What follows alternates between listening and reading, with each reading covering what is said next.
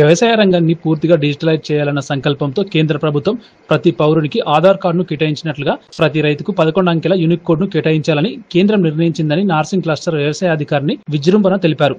మండల కేంద్రంలోని రైతు వేదికలో వ్యవసాయ శాఖ కార్యాలయంలో ఏర్పాటు చేసిన కార్యక్రమంలో విజృంభణ మాట్లాడుతూ భూమి ఉన్న ప్రతి రైతు కలిగి ఉన్న భూములకు సంబంధించిన వివరాలను ఈ ఫార్మర్ రిజిస్టర్ లో నమోదు చేసి రెవెన్యూ శాఖ నుంచి సేకరించిన భూ యాజమాన్య వివరాలను రైతు ఆధార్ సంఖ్యతో అనుసంధానం చేసి రైతు విశిష్ట సంఖ్య కేటాయిస్తారని వివరించారు. నమస్కారం అండి, నా పేరు విజృంభణ, వ్యవసాయ విస్తీర్ణాధికారిని, నార్సింగి క్లస్టర్, నార్సింగి మండలం.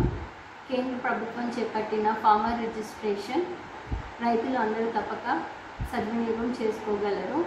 కేంద్ర ప్రభుత్వం చేపడుతున్న పథకాలు అమలు కావడానికి పిఎం కిసాన్ లబ్ధిదారులు వారి యొక్క రిజిస్ట్రేషన్ కొరకై ఫార్మర్ రిజిస్ట్రేషన్ చేసుకోవడానికి ప్రతి ఒక్క రైతు తన పట్టా పాస్బుక్, ఆధార్ కార్డుకి లింక్ ఉన్న మొబైల్ తీసుకొని వ్యవసాయ కార్యాలయానికి రాగలరు.